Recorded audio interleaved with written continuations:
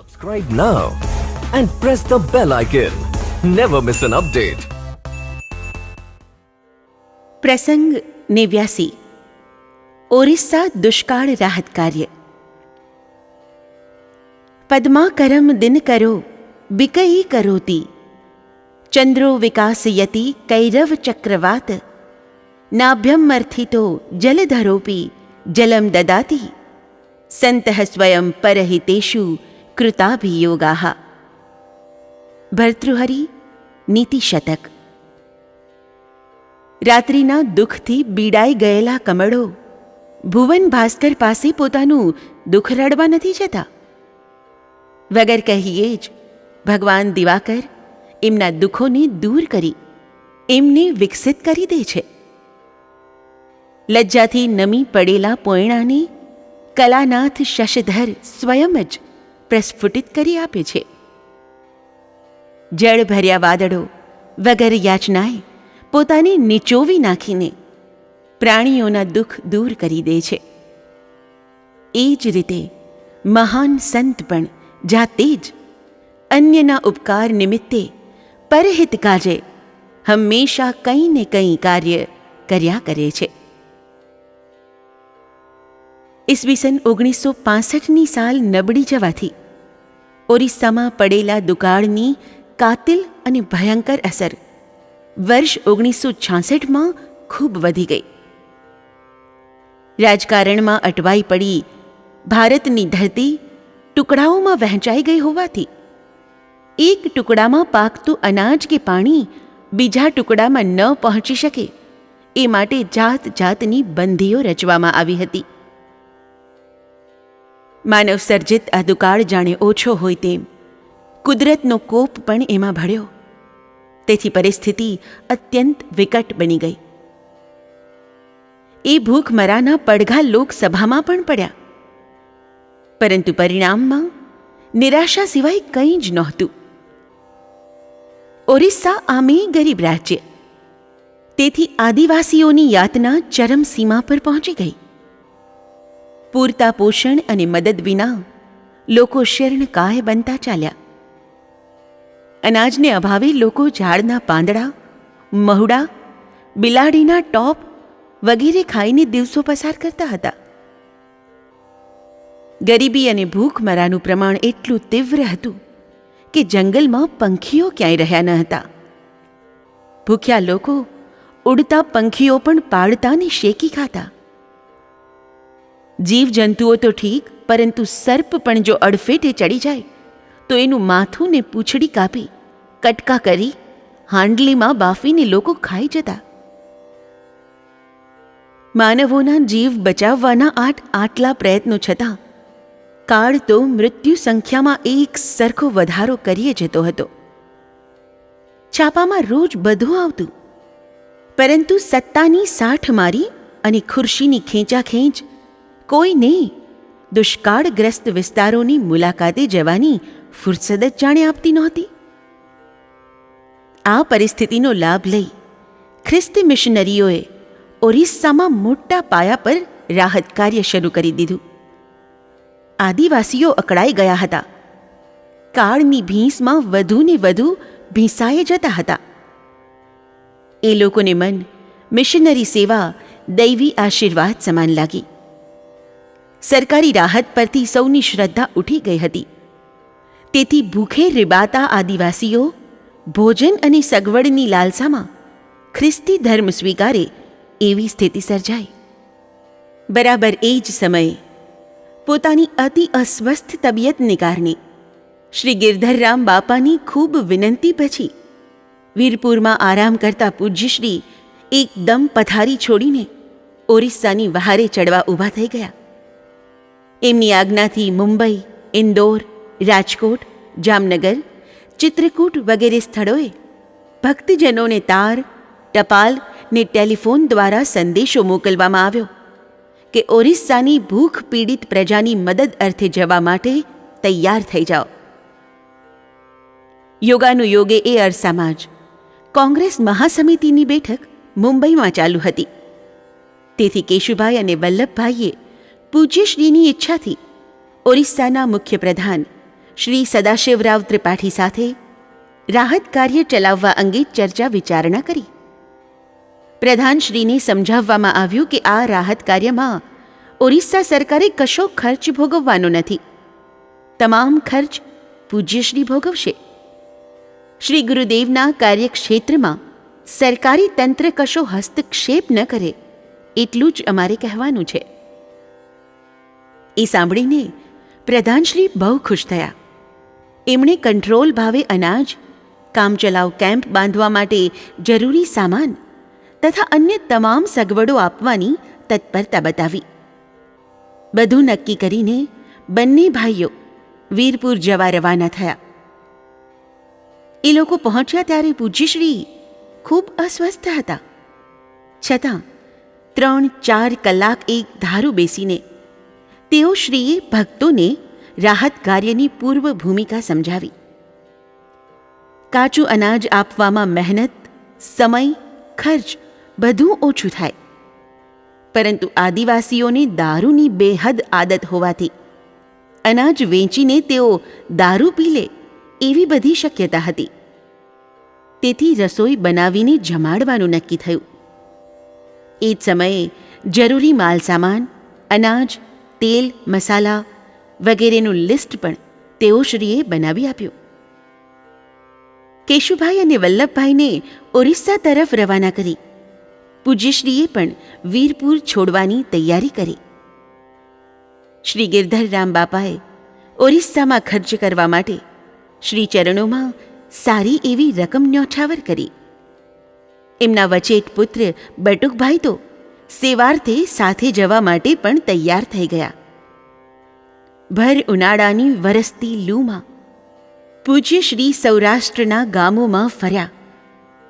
તમામ ભક્તજનો તન, મન, ધન જે રીતની શક્ય હોય એ રીતની સેવા ઓરિસ્સા માટે કરવા તૈયાર થઈ ગયા. સૌરાષ્ટ્ર છોડતા પહેલાં તેઓ શ્રીએ કહ્યું, ओडिशा में राहत कार्य करना अति जरूरी है. लोगों को भूखा देखकर ईसाई लोग धन व अन्य सुविधाएं देकर गरीबों को ईसाई बना लेते हैं. ऐसी जगह पर काम करके हमें सेवा, अन्न यज्ञ और धर्म रक्षा तीनों ही करना है. परंतु एक बात ख्याल में रखना, भूख के दुख से पीड़ित लाचार लोगों को भोजन देने के लिए तुम जा रहे हो ऐसा कभी नहीं सोचना. हमेशा यही विचार करना कि सेवा द्वारा अपने कर्म बंधन को तोड़ने के लिए और जाने अनजाने हमसे जो भी पाप हुए हो उनका निवारण करने के लिए भगवान ने यह मौका दिया है. और हम पर उपकार करके वे लोग हमारे यहाँ भोजन करने आते हैं. शर्म, संकोच या हानि लाभ की किसी भावना को लेकर कोई दान नहीं करना. प्रेम से दिया हुआ 1 रुपया भी बहुत है. भोजन लेने आए हुए लोग तुम्हारे भाई, बहन या मेहमान हो, वैसा सद्भाव व प्रेम उनके प्रति रखना. किसी का भी अपमान करना नहीं. तुम लोग वहां आराम करने के लिए नहीं परंतु दूसरों को आराम देने के लिए जा रहे हो, इस बात को भूलना नहीं. शुभ कार्य के निमित्त आए हुए रुपये एक एक बूंद के बराबर है ऐसा मैं समझता हूं. 1 पैसे का भी दुरुपयोग न हो, इस बात का सबको बहुत ख्याल रखना होगा. સૌથી કપરો દુકાળ જ્યાં પડ્યો હતો અને જ્યાં જવાની કોઈ સેવાભાવી સંસ્થાની પણ હિંમત નહોતી, એ સુંદરગઢ જિલ્લાના સોરડા ગામમાં 16મી જૂન 1966ને દિવસે ઓરિસ્સા ફૂડ રિલીફ કમિટી નામ હેઠળ પ્રથમ કેમ્પ શરૂ કરવામાં આવ્યો. પહેલે દિવસે શીરો બનાવ્યો. પોતાના ઘરમાં જે લોકોએ કદી માટલામાંથી જાતે પાણીનો પ્યાલો પણ નહોતો ભર્યો એવા કેટલાય શ્રીમંત ભક્તજનો પૂજ્યશ્રીના ફક્ત એક જ શબ્દ ચલો પર ઘર-બાર છોડીને નીકળી પડ્યા હતા. અને રસોઈ માટે કૂવામાંથી પાણી સિંચવાનું, અનાજની ગુણીઓ ઊંચકવાનું, તંબુ બાંધવાનું, શાક સમારવાનું, પીરસવાનું, પાવડા કોદાળીથી જમીન સમથળ બનાવવાનું વગેરે કામ રાત કે દિવસ જોયા વિના કરી રહ્યા હતા. ટૂંક સમયમાં જ અન્ય દિશાઓમાં આવેલા ચાંદીપોસ્ટ, જામડી અને કેબ્લાંગ ખાતે પણ કેમ્પ શરૂ થયા. પૂજ્યશ્રીનો ઉતારો અને મુખ્ય સેન્ટર રાઉરકેલામાં હતું. ત્યાંથી 4-5 દિવસે એકવાર પૂજ્યશ્રી જતા. રાઉરકેલાથી સોરડા લગભગ 21 માઇલ, ચાંદીપોસ્ટ 22 માઇલ, જામડી 54 માઇલ અને કેબ્લાંગ લગભગ 70 માઇલ દૂર હતા. આ બધા ગામ જંગલના એવા ઊંડાણમાં હતા કે ત્યાં પહોંચવા પાક્કી સડક તો શું, કાચો રસ્તો પણ ન હતો. વાહન હોવા છતાં જંગલમાં માઇલો સુધી પગે ચાલવું પડતું. પાણીના નાના નાના વોંકડા પસાર કરવા પડતા. નવાગામ સ્ટેશનથી સોરડા ફક્ત 8 માઇલ દૂર, પણ રસ્તો એટલો ખરાબ કે 8 વાર વાહનમાંથી ઉતરવું પડે. વરસાદ પડે તે દિવસે તો મુસીબતનો આડો આંક આવી જાય. માલ સામાન ભરેલી ટ્રક યા જીપ કાદવમાં ખૂંચી જતી. આવું થાય ત્યારે ઝાડની ડાળીઓ, પથ્થર વગેરે નાખી રસ્તો થોડો ઠીક કરી પછી જ સ્વયંસેવકો આગળ વધી શકતા. દરેક કેમ્પ પર અનાજ પહોંચાડવામાં ખૂબ મુશ્કેલીનો સામનો કરવો પડતો. છતાં કોઈને કંટાળો લાગતો નહોતો. ઓરિસ્સાની પ્રજા ભાત પ્રિય, તેથી રસોઈમાં દાળ, ભાત, શાક અથવા કાંદા બટાટા નાખેલી ઘૂઘરી બનતી. દરેક કેન્દ્ર પર 3,000 થી 5,000 માણસો માટે રસોઈ બનતી. રસોઈ બનાવતા એટલી વાર લાગતી કે જમવાનું એક જ ટંક આપી શકાતું. લોકો પેટભર જમી શકે એટલું ભોજન અપાતું. એ લોકોનો ખોરાક આપણી કલ્પનામાં પણ ન આવે એટલો. ભાતની ભરેલી બાલદી 2-3 જણાને માંડ પૂરી થાય. લોકો સવારે 11 થી સાંજના 4 સુધી ગમે ત્યારે જમી શકતા. 4-5 માઇલ ચાલીને લોકો જમવા આવતા. સરકારી અમલદારો અવારનવાર જુદા જુદા કેન્દ્ર જોવા આવતા. બધું જોઈ નવાઈ પામી કહેતા, આટલા બધા માણસોને દરરોજ એકી સાથે તમે શી રીતે જમાડી શકો છો? બધા કેમ્પ જંગલમાં, તેથી ઝેરી જીવજંતુ, વેંત જેવડા કાળા વીંછી, સાપ તથા વાઘ જેવા પશુઓનો સતત ભય હતો. ઘણીવાર સ્વયંસેવકો સૂતા પહેલાં બિસ્તર ખંખેરે ત્યારે તેમાંથી કાળો વીંછી પટકાઈ પડતો. છતાં પણ પૂજ્યશ્રીની પરમ કૃપાથી કેમ્પ ચાલ્યા ત્યાં સુધી કોઈને કશી હાનિ ન થઈ. કેન્દ્ર પર આદિવાસીઓ જમે ને એ જ પાતળમાં સાંજ માટેનું પણ ખાવાનું લઈને જાય. આ બાબતમાં આકરા સ્વભાવના 2-4 ભાઈઓની એક દિવસ આદિવાસીઓ સાથે ટપાટપી થઈ ગઈ. એક ભાઈએ આદિવાસીની પાતળ ઝૂંટવી લીધી. રાઉરકેલામાં પૂજ્યશ્રી પાસે ફરિયાદ પહોંચી. પૂજ્યશ્રીએ ગંભીરતાપૂર્વક કહ્યું, દેખો, खिलाने के चोर कभी नहीं बनना. पंगत में घूम कर इतना कहना कि कोई बांध कर न ले जाए, फिर भी कोई ले जाए तो ले जाने देना.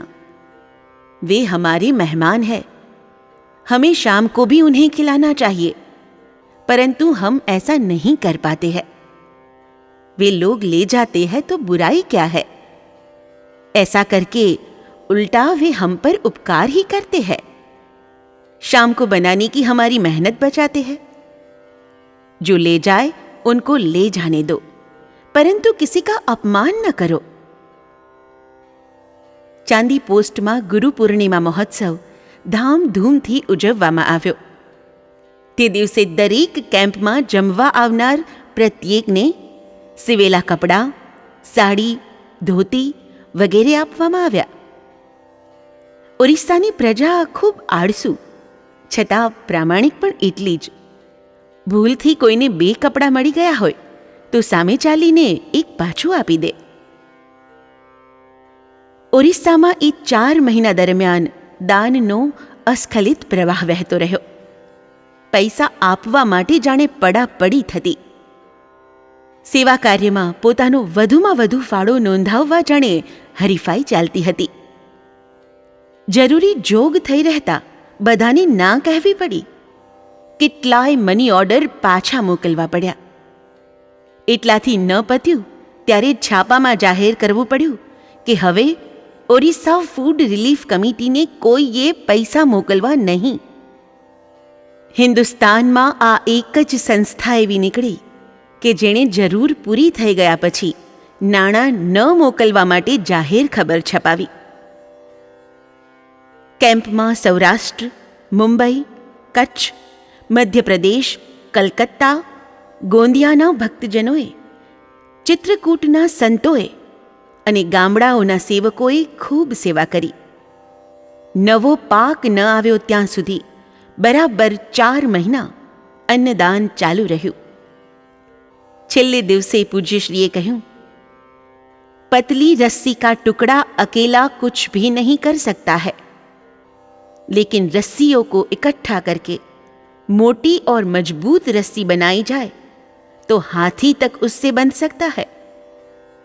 तुम सबने मिलकर एक होकर असंभव और अशक्य को संभव और शक्य बना दिया. मैं अकेला यहां आकर क्या करता. 15મી ઓક્ટોબરે કેમ્પમાં જાહેરાત થઈ, આવતીકાલે રસોડું બંધ થાય છે. બીજે દિવસે સૌ સ્વયંસેવકો સામાન બાંધવામાં પડ્યા. પરંતુ રોજનો નિશ્ચિત સમય થતાં આસપાસના હજારો લોકો કેમ્પ તરફ ઉભરાવા લાગ્યા. તેમને સ્વયંસેવકોએ કહ્યું, આજે હવે રસોઈ નહીં થાય. બધાની આંખો વરસી રહી. થોડીવાર પછી એમાંથી એક જણાએ કહ્યું, સરકાર, અમે આજે જમવા નથી આવ્યા. તમે 4 મહિના સુધી ઘર બાર અને એશ આરામને અમારી ખાતર પડતા મૂકી એક ધારી રીતે અમને વખતસર જમાડ્યા અને અમારા પ્રાણ બચાવી લીધા.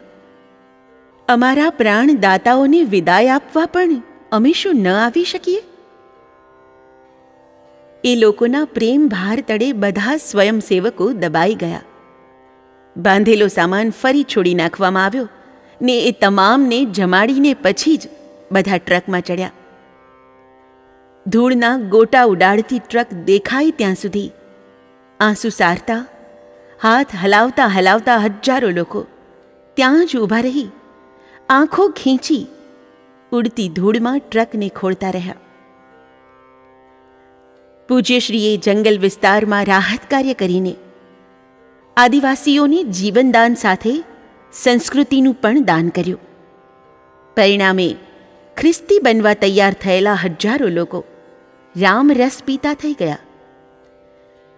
માનવતાની અખૂટ સરવાણી શું ન કરી શકે? આકાશમાં ચારે તરફ ફેલાઈને વ્યર્થ ગર્જનાઓ કરતા વાદળો વચ્ચે છુપાઈને કોઈને કલ્પના સરખી પણ આવી એ પહેલાં ઝબકી જતી તેજોમય વીજળીના પ્રકાશ જેવા પૂજ્યશ્રીના કામ. કોરા ઉપદેશ માત્રથી લોક સમુદાય ધર્મ પ્રત્યે નથી વળતો. લોકોને શુભ કાર્ય દ્વારા, આચરણ દ્વારા સહેલાઈથી ધર્માભિમુખ કરી શકાય છે અને એ રીતે ધર્મિષ્ઠ બનેલા લોકોના જીવનમાં ધર્મ પણ એકાકાર બની જાય છે. 3 सजावट देश को, सती संत और सूर. 3 लजावत देश को, कपटी कायर क्रूर. सर्वे त्रह सुखिनः सन्तु, सर्वे सन्तु निरामयाः, सर्वे भद्राणि पश्यन्तु, मा कश्चिद् दुःखमाप्नुयात्. जय गुरुदेव, जय Siyaram. Subscribe now and press the bell icon. Never miss an update.